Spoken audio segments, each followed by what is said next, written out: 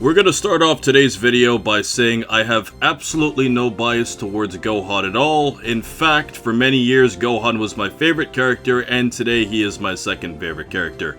Even though it's kind of sad that a grown man has to defend himself as to why he would openly criticize a fictional character, but you know how the internet can get very adamant about certain subjects. And what we're going to talk about in today's video is we are going to discuss why I personally feel, even as a Gohan fan, why he would have made a horrible main character had Toriyama actually truly got into that direction and truly retired Goku from the Dragon Ball story that we know. And the first thing that we are going to talk about in today's video is really dealing with a proposal. So let's say directly that right after the Cell games that Gohan actually was the main character and the narrative completely went into that direction. But what we will do is we will retain Gohan with the natural characteristics that he was written up until this point. So obviously this is a Gohan that is peaceful and doesn't train unless he absolutely needs to. Now, because of this, the first major problem with all of this is that Gohan naturally lacks the drive of what captivates a lot of Dragon Ball fans. The thing that Dragon Ball has done to a major generation, specifically of males, is that it inspired us to empower ourselves and to better ourselves. And it's the constant drive to push and become better that Goku and Vegeta have throughout Dragon Ball that makes them great main characters in the series, because as Saiyans, you want that constant pursuit of greatness throughout the series, and because Gohan naturally lacks that characteristic, it would make a lot of sense to not use him as a main character simply because he lacks that natural drive, and at a certain point in the series would actually get a lot more boring because you would have a character that just doesn't constantly push himself or have desires to train with other characters unless he's absolutely forced to. And the normal mundane earthly life that Gohan would have and then mixed in with fighting villains on the side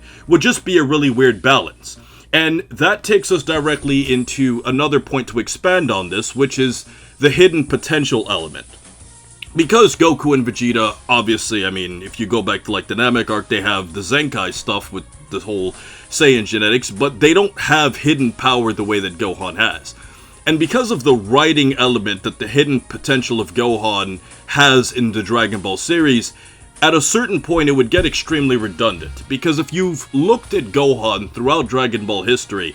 he's always won his fights in a very one-sided way. If you've looked at every major fight that Gohan's ever had, and I'm saying specifically major fights, he's always really losing a fight against a better opponent, but then his hidden power just essentially kicks in, and then he's just basically unstoppable, and then he just basically wipes his opponent out very easily. And that's essentially how Gohan wins his fights. Whereas if you compare him to his father directly, Goku, you can see that Goku's won many close fights throughout Dragon Ball. Many fights where Goku wasn't way stronger and way faster than his opponents, and Goku had to figure out some key technique or some key transformation or some key moment to overpower his opponent in a very specific moment to get the ultimate advantage. You can go throughout Dragon Ball history and you'll be seeing on your screen multiple examples to illustrate the points that we're talking about, where Goku can win close battles, whereas Gohan has never been able to win like that, because the whole gimmick with him is that Gohan has hidden potential that gets him out of a lot of situations. And as a result of this, and personally, that's one of the reasons why Gohan fell to my second favorite character, and why I personally proposed Piccolo as my favorite, because I learned as I got older that Piccolo is a significantly more interesting character when you look at the fact that despite the disadvantages that he has, not being a Saiyan, he always found a way to always be one step behind the Saiyans and keep up somewhat with them, despite always having a disadvantage. And the thing about Piccolo is that he always tried to maximize his potential, even if his potential was limited, whereas with Gohan, if we were to write him as the main character naturally the way that he naturally acts, you would have a character that never fulfills his potential until the story just completely writes him into doing it. And it's this hack power that Gohan has that makes him awesome. But at the same time, it wouldn't make him feel as fulfilling if he was proposed as the main character of Dragon Ball, which specifically attracts an audience that wants characters that constantly pursue greatness. And as a result of this and the quiet, peaceful life that Gohan wants to have, the hidden potential would simply just make that gimmick run dry at a certain point, and you would have to get very creative with the writing in order to make Gohan the main character written the way that he naturally is. And that's why I've always said that Gohan works very well in self-contained stories. So if you look at some Dragon Ball movies specifically, like BoJack Unbound, that's a very good example where it's a self-contained story that's just 40 minutes long of Goku being dead in the afterlife, some villains come to Earth, Gohan finds a way to unlock his potential once again, wipe them out, and call it a day. It works in a situation like that. Or in Broly's Second Coming, even though Gohan's potential wasn't really a part of the story in that situation,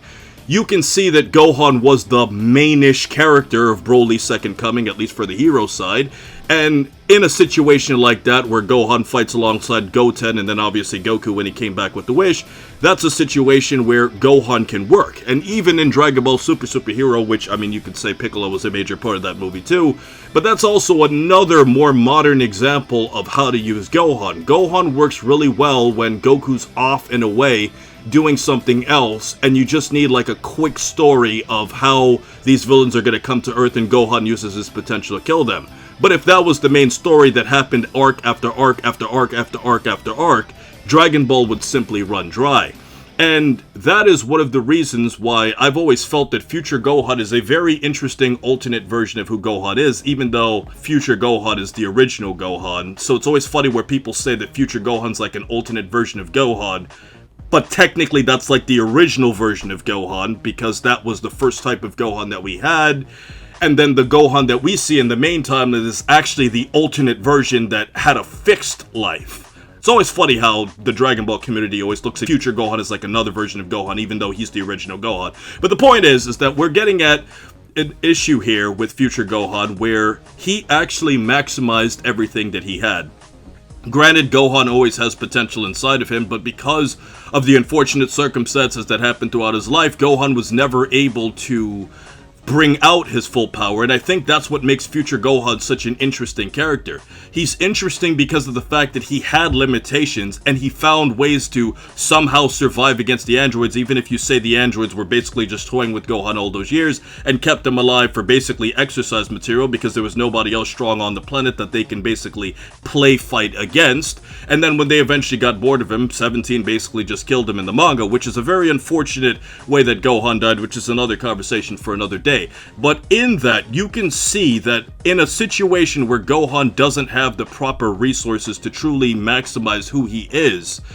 he's actually more interesting. Seeing Gohan becoming the master, seeing Gohan with the one that doesn't have as much potential, where in the situation Trunks is the one with the potential that can change things one day, where Gohan is training Trunks and preparing him for the future, making him mentally tough, preparing him for battles that are going to be much more difficult. All of that made Gohan so much more different, and the reason why was because of the fact that Gohan didn't have the Hack's powers in the future timeline. Gohan didn't have the ability to just go, I just get so angry that I become 10 times stronger than what I am and I'll just eviscerate you from existence. Seeing Gohan have to struggle, seeing Gohan lose his arm, creates an emotional connection with the audience, which makes the history of Trunks one of the best stories, if not the best story in Dragon Ball history, one could argue.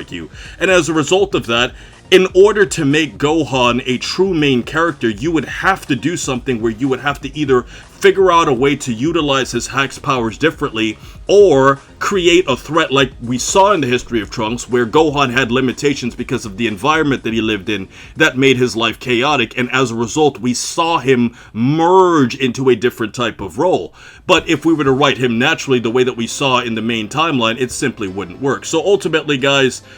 as we're talking about in today's video, despite his incredible popularity and being one of the most popular characters in Dragon Ball, Goku was the main character of Dragon Ball for years, and if we look at the lack of success of the Boruto series as compared to Naruto, it's just a sign of how this would look. Gohan is great, but ultimately when we break it down even simpler, he simply just doesn't have the swag and the charisma and the drive to really be a long-term main character when you really think about it. And this is a discussion that Dragon Ball fans have been talking for years, but even as a Gohan fan, if you were to make Gohan the main character, you would have to completely rewrite his character. And if you were to try and keep the elements that we saw, especially in a show like Dragon Ball GT, which is a great example, where in GT we saw truly what Gohan would become in a peaceful timeline, and we obviously saw it because look at how ineffective Gohan was against basically every threat in that series. He was completely reduced to a side character because it shows that Gohan is naturally like this, and if you were to try and make a character like that the main character, it simply just wouldn't work, and you would have to completely rewrite Gohan. And for all of those reasons, that is the ultimate reason why I will propose the statement that Gohan would make a terrible main character.